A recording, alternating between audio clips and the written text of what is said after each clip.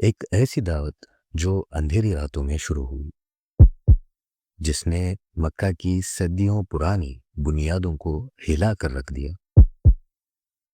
وہ کون لوگ تھے جنہوں نے سب سے پہلے اس حق کو پہچانا جب پوری دنیا دشمن تھی؟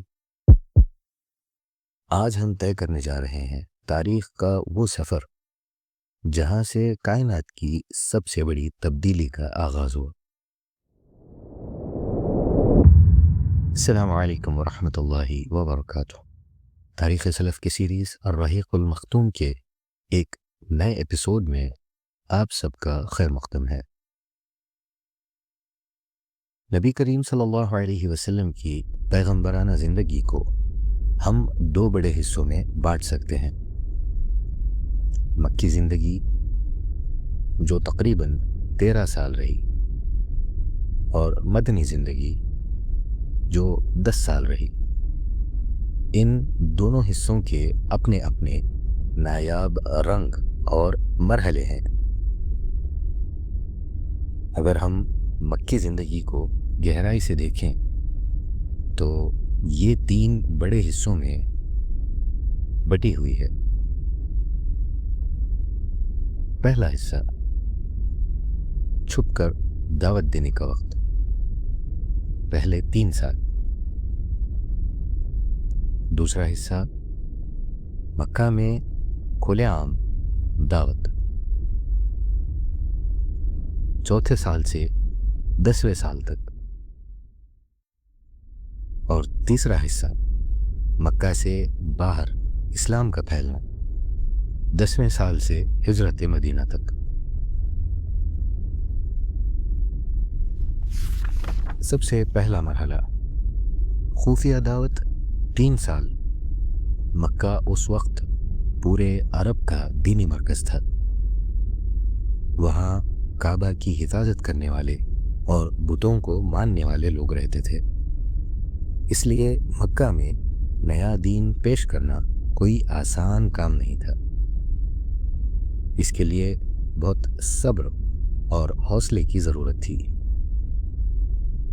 اسی لیے حکمت کا تقاضا یہی تھا کہ شروع میں کام چھپ کر پس پردہ کیا جائے، تاکہ مکہ کے لوگوں میں اچانک کوئی ہنگامہ کھڑا نہ ہو جائے۔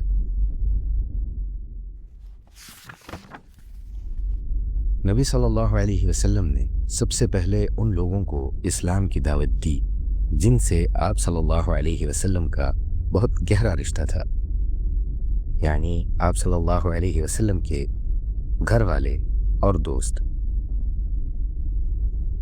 آپ صلی اللہ علیہ وسلم ان کی فطرت کو جانتے تھے کہ یہ لوگ سچ کو پسند کرتے ہیں۔ چنانچہ جن لوگوں نے سب سے پہلے بنا کسی شک کے آپ صلی اللہ علیہ وسلم کی بات مانی، انہیں سابقین اولین کہا جاتا ہے۔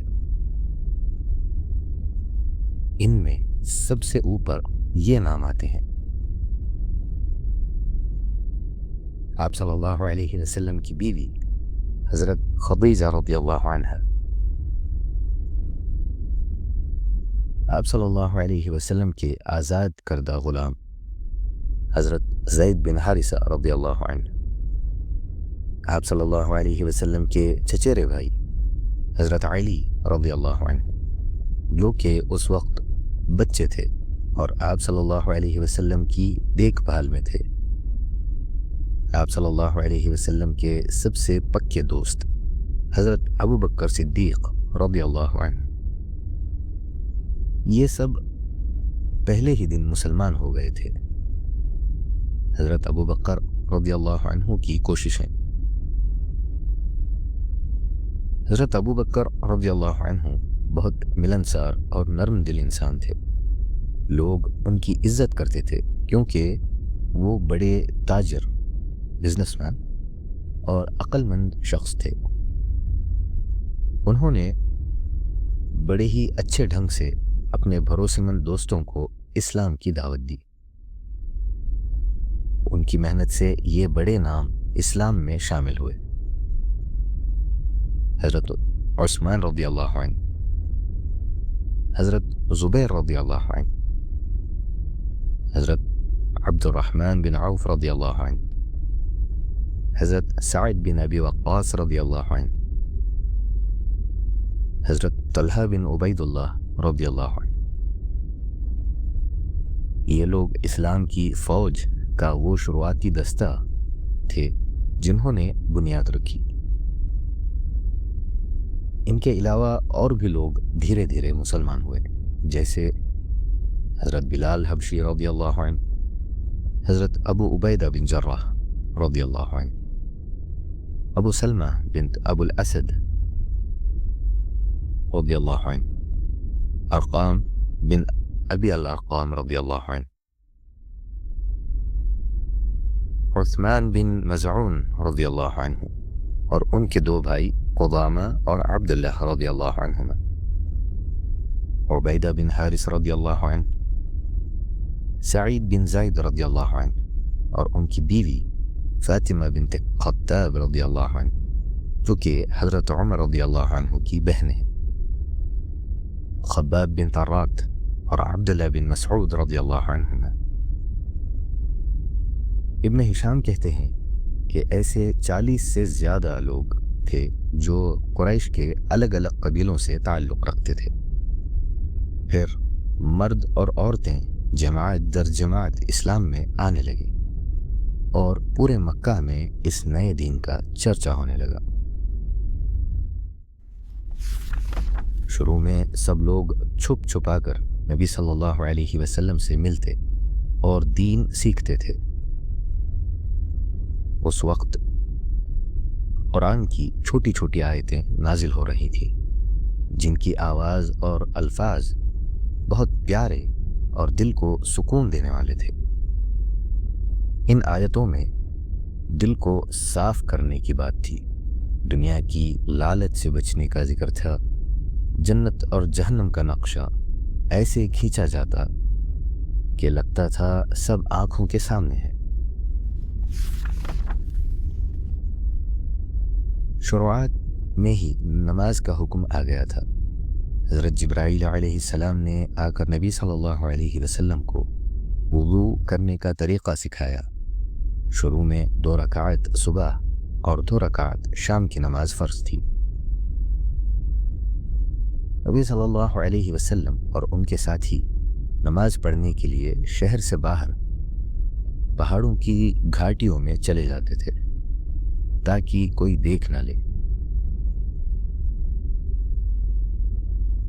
ایک بار ابو طالب نے نبی صلی اللہ علیہ وسلم اور حضرت علی رضی اللہ عنہ کو نماز پڑھتے ہوئے دیکھ لیا.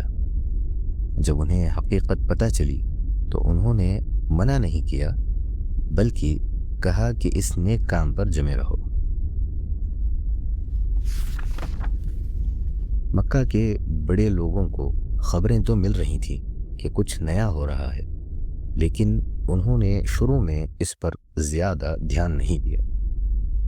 انہوں نے سوچا کہ محمد صلی اللہ علیہ وسلم بھی شاید ان لوگوں کی طرح ہیں جو صرف اللہ کی باتیں کرتے ہیں، جیسے امیہ بن ابی السلط یا زید بن عمرو بن نفیل کرتے تھے.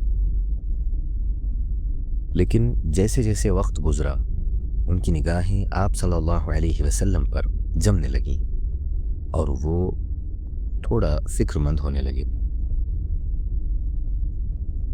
3 سال تک یہ کام خفیہ چلتا رہا. اب مسلمانوں کی ایک ایسی جماعت تیار ہو چکی تھی جو آپس میں بھائی بھائی تھے. پھر اللہ کا حکم آیا کہ اب رکنا نہیں ہے بلکہ کھلے عام دعوت دینی ہے اور بتوں کی اور شرک کی حقیقت لوگوں کو بتانی ہے.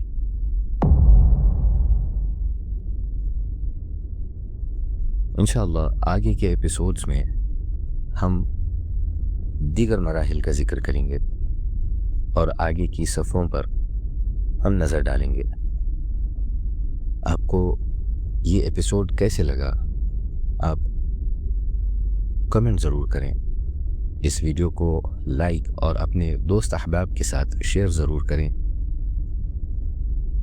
اس چینل کو سبسکرائب ضرور کریں. وجزاک اللہ خیرا، والسلام علیکم ورحمۃ اللہ وبرکاتہ.